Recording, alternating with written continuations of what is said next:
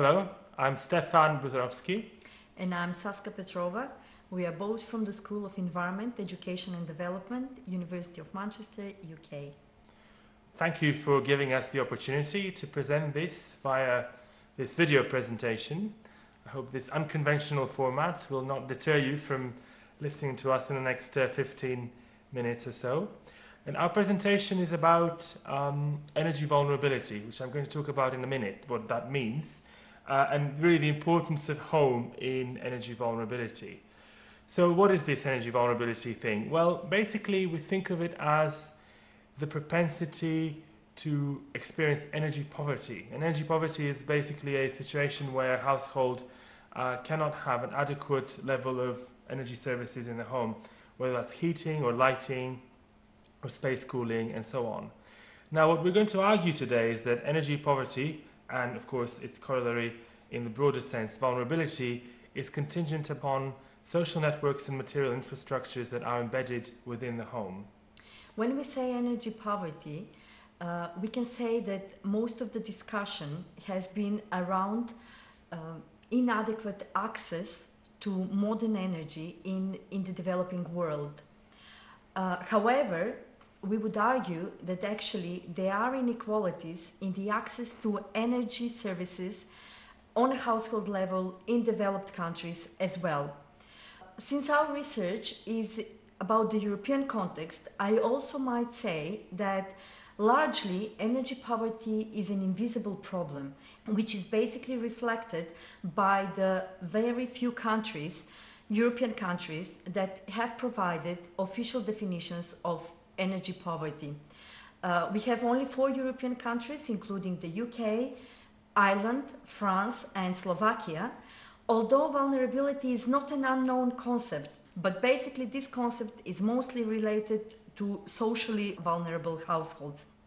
Right, and as you can see from this map here, basically this is a map that we compiled using data from a survey that's done by the European Union on an annual basis, and it's essentially statistics that survey, among other things, people's reported inability to keep their home adequately warm, their reported inability to basically pay their bills on time, or living in a poor quality dwelling, or experiencing a heavy financial burden in relation to housing. So we've kind of compiled a composite indicator here of all of those statistics, and what you can really see is that well, it's widespread across Europe, but it's particularly present in Eastern European countries.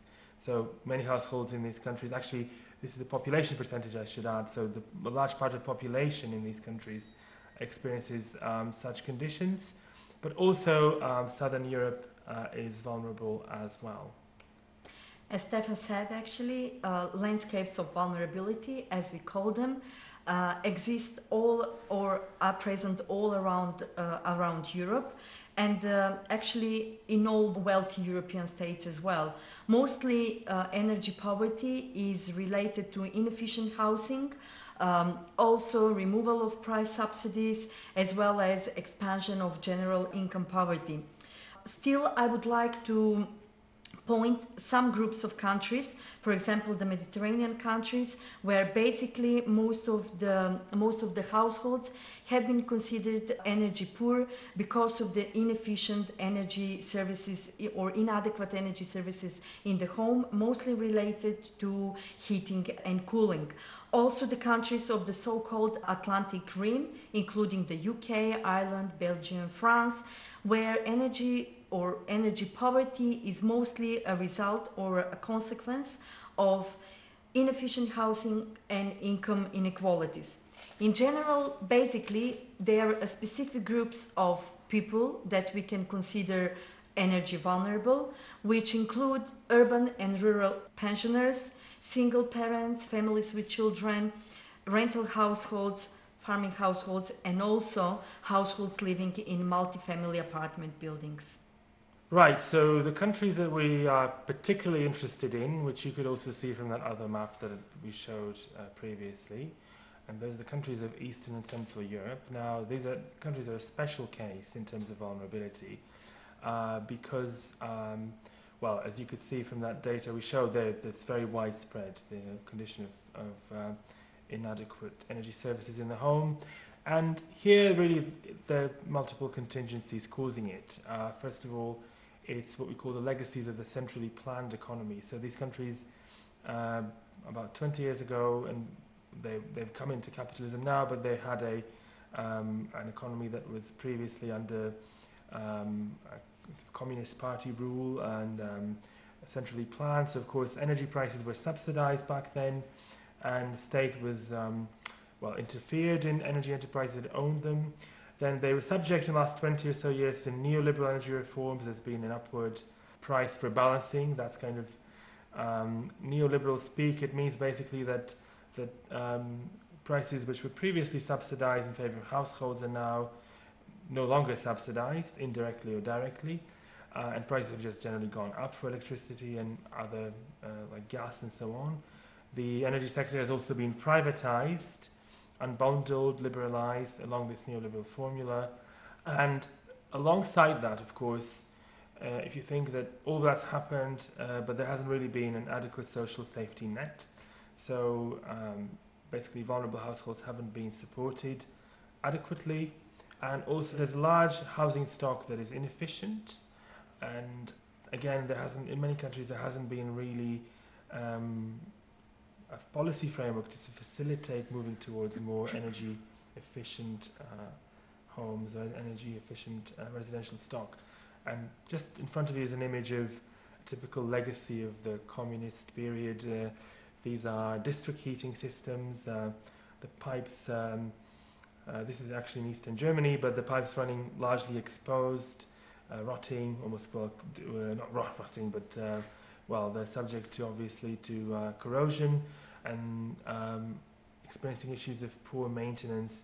And these district heating systems used to supply very large parts of the city that were centralized, using mostly either coal or oil sometimes, heating large parts of the city through these centralized networks. And they're no longer, many cases, they're no longer functional or viable in new market conditions. And this next image is from recent energy-related protests across southeastern Europe, where people have been, particularly in Bulgaria, people have been very upset around the privatization of energy companies and the subsequent rise in energy prices, which has pushed even more households into poverty. So it's becoming a politically contentious issue, and it is linked very much to the legacies of the past, structurally embedded within the economy and also the urban and the regional system. Traditionally, fuel poverty as a concept has been analyzed or has been investigated within this triangle. And we have household incomes, that means low household incomes, high energy prices, and residential energy efficiency. Or basically, when we talk about fuel poor households, very often those households are part of the energy inefficient homes.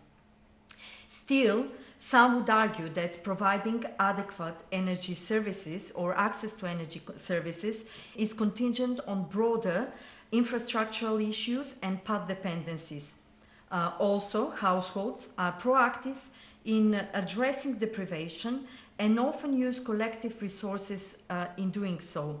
Therefore, we propose a new theoretical framework of energy vulnerability that recognizes the dynamic and transient nature of energy poverty. That means that one household can enter and exit fuel poverty or energy poverty throughout a certain period. In our conceptual framework, prices and income are collapsed into one category, which is energy affordability, and the housing stock and heating systems and their efficiencies are another category, which is residential energy efficiency. The new dimensions that are brought into this conceptual framework are the social and material infrastructures of home and households, which includes needs for energy, flexibility of the homes, and access to energy services, as well as recognition of all these needs.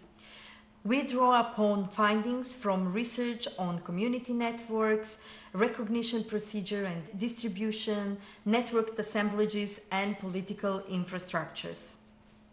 Right, so in this framework, as Saska mentioned, home becomes a key determinant of vulnerability. And so basically what we're doing now is with this presentation is about some of the ways in which we're thinking through home as being a factor in determining how and when households become energy poor. And in this context, one of the key literatures really that we've drawn upon is the notion that there are various social, cultural and technical conditionings which determine thermal comfort standards and expectations. So in other words, in different cultures, there might be different understandings of what it means to be cold or what it means to be hot in a particular home, and those are culturally but also domestically conditioned. The other important dimension here is the fact that the homes themselves and particular types of homes, particular types of dwellings may discourage investment in more efficient dwellings, appliances or heating stocks and so on. We also drew upon the feminist work on the meaning of home as a place of restrictive rather than empowering stability, and this is work particularly done in places like East Germany and Poland. And again, for particular groups that we're interested in within this work on Europe, particularly Eastern Europe, this is particularly relevant. Yet there is another strand here which is of importance, which is the notion that indoor environments can serve as active political and ecological spaces. Now, some of our preliminary findings, again, they refer to the East European context, and there are various papers that we'll direct you to at the end of this presentation if you want to find out more. But they really, one of the things that we're finding just through general research of what's called the energy burden, which is really the percentage of a household's budget that's dedicated to energy, is that really pensioners, particularly in countries like Slovakia, and also unemployed households have very high energy burdens. And again, this is we would argue that this is not just because of incomes or arrears in bills and so on, but is also linked to the particular energy needs of these households actually having to spend a large part of the day in the home. And indeed, in Poland, we found that single pensioners, so households that because it's only one member, have the highest energy burden, so spending around 18% of their income on energy. So what really does this take us to? It takes us to some preliminary findings about the nature of energy poverty and vulnerability in the home, particularly within the Northern Hemisphere context. Also, we could argue that energy vulnerability expresses a deeper set of relations, among others, for example, the infrastructural and social geometries of home. Also, we could say that vulnerability is imbued with relations of power, but its politics have received very little academic attention, which brings us to the argument that we need a political ecology of energy in the home.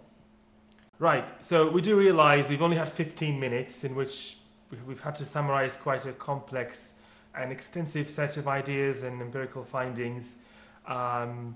So if you want to find out more, and I guess also to see some of the papers that are coming out of this work, I suggest you go to our website, which is at urban-energy.org, which is this is the website of our current project, which is on energy vulnerability and urban transitions in Europe, and this current research is part of that project. Also on the slide, our email addresses. So if you have any questions or suggestions, please contact us. Thank you for your attention. Thank you.